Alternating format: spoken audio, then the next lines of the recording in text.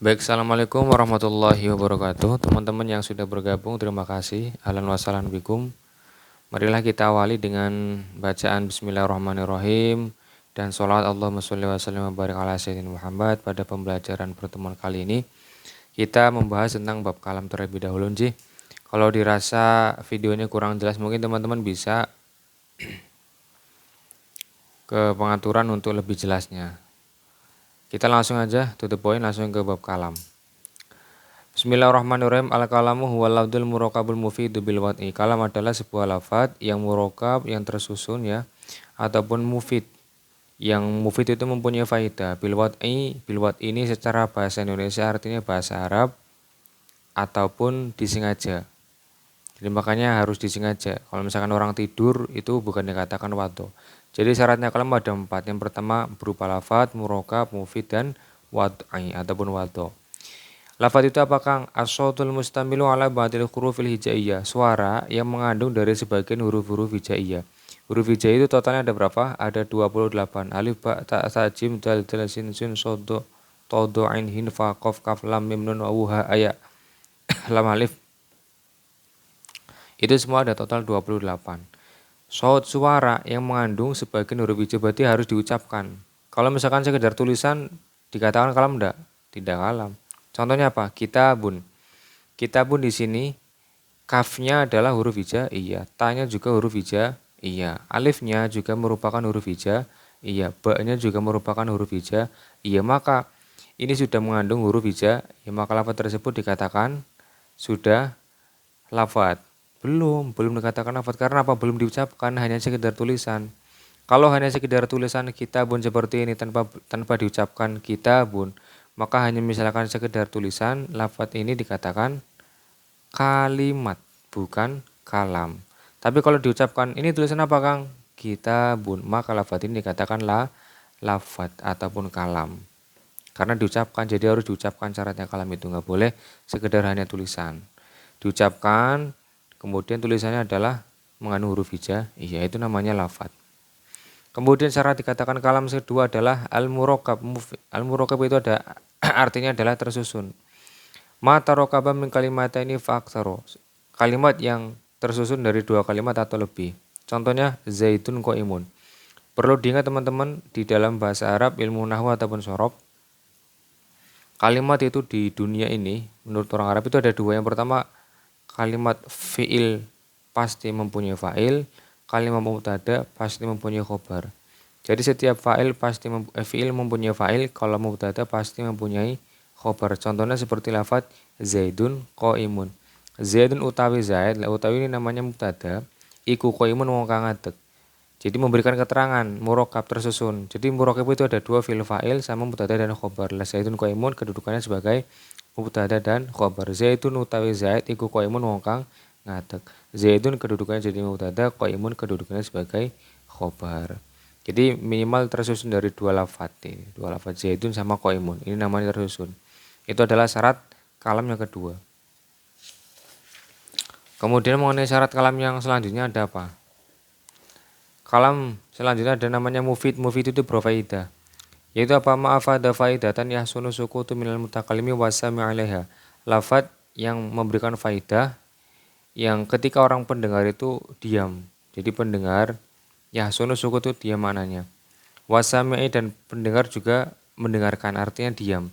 Gampangnya seperti namanya mufid itu ketika teman-teman mendengarkan cerita orang lain itu memahamkan. Ataupun misalnya teman-teman lagi nongkrong terus kemudian ada ngomong si Zainuddin itu lagi ke pasar loh. Itu kan memahamkan, nggak bikin orang bertanya kembali Zaid.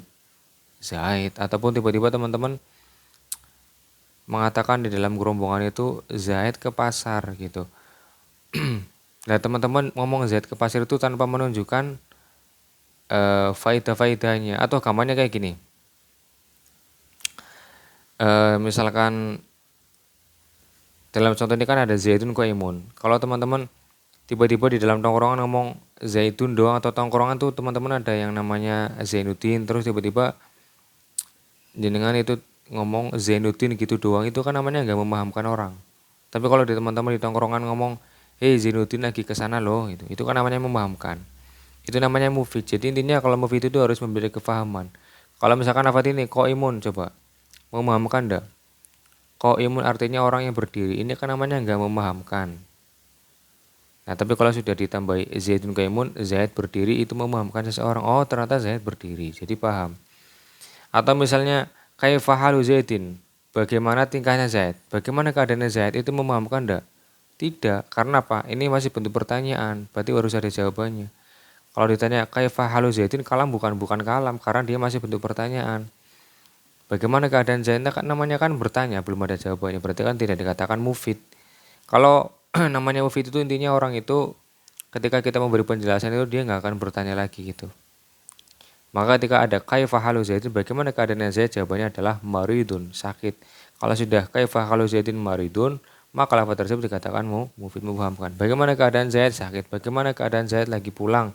Bagaimana keadaan Zaid? Dia lagi senang. Itu namanya mufid, memahamkan.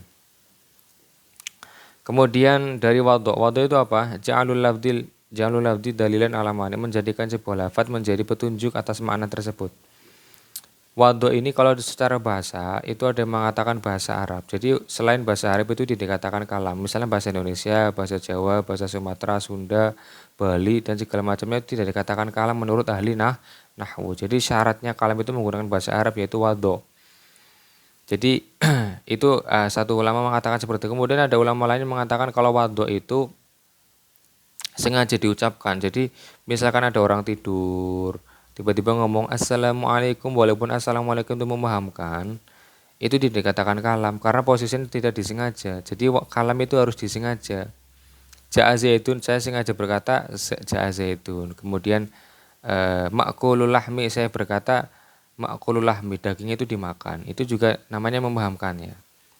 Memberikan kefahaman ataupun sengaja saya ucapkan gitu, bukan dalam keadaan tidur, jadi dalam keadaan sadar. Artinya di sini kalau wadhu itu mempunyai dua pendapat. Yang pertama menggunakan bahasa Arab, selain bahasa Arab itu dikatakan kalam. Kemudian yang keduanya adalah apa namanya tadi? Sengaja, jadi sengaja diucapkan, bukan karena diucapkan dalam keadaan sadar ya, bukan karena tidak sadar, seperti itu. Yang paling betul yang mana? Dua-duanya betul. Kalau ini ada nadam dari Amriti, kalamuhum lafdul mufidul musnadu wal kalimatul lafdul mufidul mufradu. Kalau menurut ulama al-nahwu adalah lafaz yang mufid itu mempunyai faedah, kayak tadi sudah contohkan. Musnad itu murakkab, jadi fi'il fa'il atau mubtada dan khobar. Wal kalimatul lafdul mufidul mufradu. Setiap kalimat adalah sebuah lafaz yang mufid, yang mufrad. Jadi yang membedakan antara kalam dengan kalimat itu satu saja. Kalau misalkan kalam belum tentu kalimat, tapi kalau kalam itu sudah belum tentu kalimat, tapi kalau kalimat sudah tentu maaf, kebalik. Saya ini malam-malam ya, jadi kayak rada ngelir. Kalau kalam itu belum tentu sudah pasti kalimat, tapi setiap kalimat belum tentu kalam. Diingat-ingat ya, setiap kalimat belum tentu kalam, tapi yang namanya kalam sudah pasti kalimat. Jadi kalau kalimat itu memahamkan apa enggak itu tetap dikatakan kalimat, tapi kalau kalam itu harus memahamkan ya mufid, ya murakkab, ya wadhu atau menggunakan bahasa Arab. Seperti itu ya di bab kalam ini.